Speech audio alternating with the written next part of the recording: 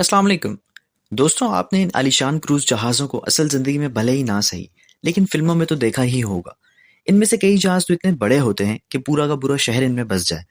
और इस समुद्र में चलने वाले ये भारी भरकम जहाज़ किसी आलीशान होटल से कम नहीं होते, जिनमें 8,000 लोग आराम से छुट्टियां बिता सकते हैं। अब ये जहाज़ साइज़ में इतने बड़े और टेक्नोलॉजी में इतने एडवांस होते हैं कि उन्हें देखकर आपके मन में भी अलग अलग तरह के सवाल ज़रूर आते होंगे। जैसे ये भारी भरकम जहाज़ बनते कैसे हैं, इन्हें पानी में कैसे उतारा जाता है, और सबसे ज़रूरी सवाल कि जब एक लोहे की छोटी सी कील तक पानी में डूब जाती है, तो साइज़ में किसी फुटबॉल फील्ड जितने बड़े ये भारी भरकम जहाज़ पानी में क्यों नहीं डूबते।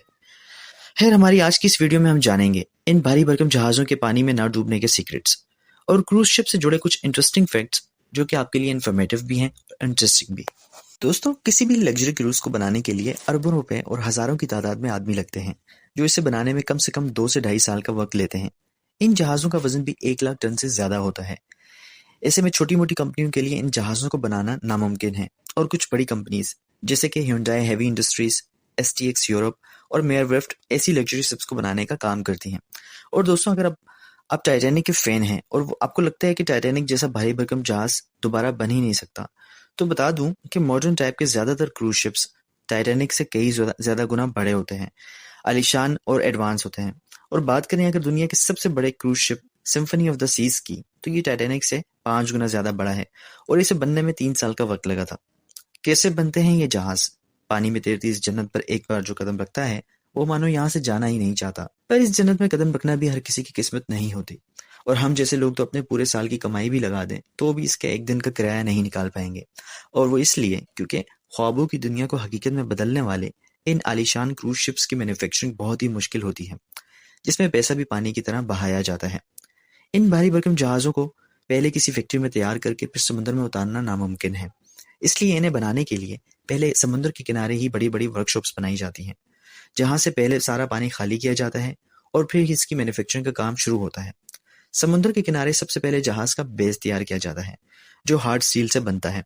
वैसे तो पूरा का पूरा जहाज ही स्टील एल्यूमिनियम का होता है, लेकिन बेस मटेरियल ऊपर के हिस्सों से ज़्यादा हैवी होता है। और स्टील का इस्तेमाल इसलिए क्योंकि इसमें बाकी मेटल्स के मुकाबले जंग कम लगता है। अब क्योंकि बेस ही एक शिप का सबसे ज़रूरी हिस्सा होता है, इसलिए इसकी मेकिंग में खास ध्यान दिया जाता है और हर स्टेप पर टेस्टिंग भी की जाती है। फिर फैक्ट्री में स्टील शीट्स और रोड से ही जहाज की दीवारें, कमरे और लॉबी का स्ट्रक्चर तैयार होता है। स्ट्रक्चर तैयार होने के बाद शुरू होता है जहाज के अंदर का काम। शिप के अंदर स्टील की सीलिंग बनाकर छत तैयार की जाती है, और फिर इलेक्ट्रिसिटी सप्लाई के लिए पूरे जहाज में वायरिंग की जाती है। लकड़ी और शीशे से जहाज के कमरे तैयार किए जाते हैं, जिसके बाद शुरू होता है इसे आलीशान और खूबसूरत बनाने का सिलसिला। दुनिया के सबसे बड़े cruise ship Symphony of the Seas की ही बात करें तो इस जहाज के अंदर luxury rooms, spa, shopping malls, restaurants, concert halls, casino, bar, water park, clinics और यहाँ तक के क्रिमिनल्स के लिए जेल तक है। इन लग्जरी शिप्स में हर वो चीज़ बनाई जाती है जो किसी भी शहर को खूबसूरत, आलीशान, सेफ और एक्सपेंसिव बनाती है।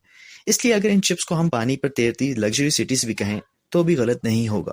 शिप्स को लग्जरियस बनाने के साथ साथ इंजीनियर्स इस बात का भी खास ख्याल रखते हैं कि ये सेफ्टी में भी फर्स्ट क्लास हो। इसलिए तो शिप को तैयार करते वक्त छोटे से छोटे पार्ट की क्वालिटी को भी कई बार चेक किया जाता है। इसके बाद जहाज में इंजन और प्रोपेलर्स लगाए जाते हैं। ब्रोल्स के प्रोपेलर्स लगाने के पीछे की वजह यह है कि ब्रोल्स सिलिकॉन और एल्यूमिनियम का अलॉय होता है, जो खारे पानी में जंग नहीं पकड़ता। प्रोपेलर्स जितनी तेज घूमते हैं, जहाज की स्पीड उतनी ही तेज होती है। इसलिए बड़े बड़े क्रूज जहाजों में एक से ज्यादा प्रोपेलर्स भी लगाए जाते हैं। पूरा ढांचा तैयार होने के बाद इस पर कुछ केमिकल्स लगाए जाते हैं, जिससे एक तवील मुद्दत तक जंग इस पर ना लग सके, ताकि जहाज बिना जंग के सालों साल तक पानी पर चलता रहे। इसके बाद शुरू होता है जहाज को कलर करने और डिजाइन करने का काम। अब क्रूज छोटा हो या बड़ा, इसे सफेद रंग से ही रंगा जाता है, जिसके पीछे की वजह यह है कि सफेद रंग सनलाइट को रिफ्लेक्ट करता है। और इस छोटी सी साइंटिफिक ट्रिक से इन बड़े बड़े जहाजों की कूलिंग में लगने वाला खर्च थोड़ा सा कम हो जाता है। फिर आखिर में जहाज पर ब्रांडिंग और लोगो बनाया जाता है और इसकी एक फाइनल टेस्टिंग की जाती है। अगर फिर कोई कमी निकले तो इसे ठीक किया जाता है, और इस तरह इन आलीशान क्रूज शिप्स की मैन्युफैक्चरिंग पूरी हो जाती है। समुद्र में कैसे उतारे जाते हैं? अब जहाज तो बन गया, पर इन भारी भरकम जहाजों को पानी में उतारें कैसे?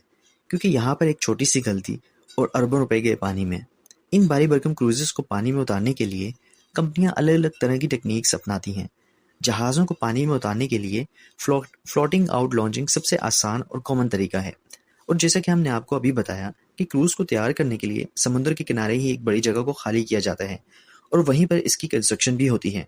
इस तरीके में इस जगह को वापस पानी से भर दिया जाता है और समुद्र के पानी से फिर मिला दिया जाता है, जिसके बाद जहाज को चलाकर समुद्र में ले जाना बहुत आसान हो जाता है। इसके अलावा कई कंपनीज ग्रेविटेशनल लॉन्चिंग के जरिए भी जहाज़ों को पानी में उतारती हैं।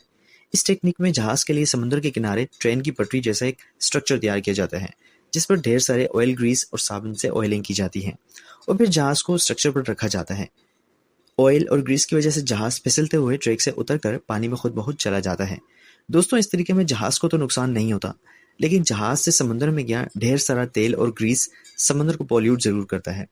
लेकिन इन सब में से सबसे ज्यादा खतरनाक मैकेनिकल लॉन्चिंग है, जिसमें बड़ी बड़ी मशीनों क्रेनों की मदद से जहाज़ों को उठाकर पानी में उतारा जाता है। लेकिन चूंकि इस तरीके में जहाज़ के डूबने और किसी हादसे के होने का खतरा ज़्यादा होता है, इसलिए मैकेनिकल लॉन्चिंग का इस्तेमाल कंपनी सिर्फ छोटे क्रूजेस या फिर यॉट्स को पानी में उतारने के लिए ज़्यादातर करती हैं। और इस तरह मैन्युफैक्चरिंग से लेकर पानी में उतरने तक एक आलीशान जहाज़ पर $1 बिलियन से भी ज़्यादा खर्च हो जाते हैं और हर साल इनकी मेंटेनेंस पर जो खर्चा होता है वो अलग। पानी में क्यों नहीं डूबते ये जहाज़? दोस्तों, अब आपको पता है कि समुद्र के बीच जन्नत का मज़ा देने वाले ये आलीशान जहाज़ बनते कैसे हैं और उन्हें पानी में कैसे उतारा जाता है। लेकिन जब एक छोटी सी लोहे की कील तक पानी पर नहीं तैरती, तो ये भारी भरकम जहाज़ पानी में डूबते क्यों नहीं और तैरते कैसे रहते हैं? आइए अब ये जानते हैं। इसका जवाब है आर्किमिड्स प्रिंसिपल, जो कि कहता है कि जब भी हम कोई चीज़ पानी में डालते हैं, तो वो बॉडी जितना पानी डिस्प्लेस करेगी, इतनी ही अपवर्ड फोर्स भी इस चीज़ पर पानी में लगेगी। इसलिए जो चीज़ें अपने सरफेस एरिया के मुकाबले हल्की होती हैं, वो पानी में नहीं डूबते। जैसे एक पानी से भरी बोतल पानी में डूब जाती है, वहीं एक खाली बोतल पानी की सतह पर तैरती रहती है। इसलिए जो चीज़ें अपने सरफेस एरिया के मुकाबले हल्की होती हैं, वो पानी में नहीं डूबती। ग्रेविटेशनल फोर्स तो एक शिप को नीचे की तरफ खींचता है, लेकिन दूसरी फोर्स जिसे हम ब्योयांसी कहते हैं, वो इसे ऊपर की तरफ धकेलती है। साइंस के यही लॉज जहाज बनाने के दौरान भी इस्तेमाल किए जाते हैं। सभी जहाज़ों को एल्यूमिनियम धातु से बनाया जाता है, जो कि एक हल्का मेटल होता है, और इसीलिए ये जहाज देखने में तो बड़े बड़े होते हैं, लेकिन साइज के मुकाबले इनका वजन बहुत कम होता है। साथ ही इन जहाज़ों को शेप भी ऐसा दिया जाता है कि इनकी डेंसिटी पानी की डेंसिटी से कम रहे, जिसे वो अपने शेप के हिसाब से ही पानी में हटाते रहते हैं और वजन में हल्के होने की वजह से पानी में तैरने लगते हैं। लेकिन दोस्तों, ऐसा भी नहीं है कि जहाज डूब नहीं सकते। जहां साइंस के ये लॉज टूट जाएं, वहां ये भी डूबना शुरू हो जाते हैं। अगर हाई टाइड, साइक्लोन या फिर किसी नेचुरल डिजास्टर की वजह से जहाज में कोई डैमेज होता है या फिर पानी जहाज के अंदर भरने लगता है, तो ऐसी सिचुएशन में जहाज डूब सकता है, जैसे टाइटैनिक के साथ हुआ था। लेकिन आज के जमाने के सभी क्रूज जहाज एडवांस नेविगेशन सिस्टम, रडार और ऑटोमेटिक कंट्रोल समेत एडवांस टेक्नोलॉजी से लैस होते हैं। साथ ही क्रूज के मेंटेनेंस के लिए डेजिग्नेटेड इंजीनियर्स हमेशा ही इन शिप्स पर मौजूद होते हैं। तो ऐसे में किसी भी गड़बड़ी या एक्सीडेंट होने के चांस 1 से 2% ही रह जाते हैं। खैर, अब तो आप भी समझ गए होंगे कि ये आलीशान क्रूज सिर्फ बिलियनर्स के पैसा उड़ाने की जगह नहीं, बल्कि साइंस और मॉडर्न इंजीनियरिंग की भी एक नायाब मिसाल है। तो क्या आज की इस वीडियो में आपने कुछ नया सीखा? और क्या आप भी काटना चाहते हैं ऐसे ही किसी क्रूज शिप पर अपनी छुट्टियां? कमेंट में हमें आगाह जरूर कीजिएगा। मैं फिर लेकर आऊंगा ऐसी एक और मजेदार लेकिन इन्फॉर्मेटिव वीडियो। तब तक खुश रहें, अपने चाहने वालों का ख्याल रखें और वीडियो पूरी देखने के लिए आपका बहुत बहुत शुक्रिया। अल्लाह हाफिज।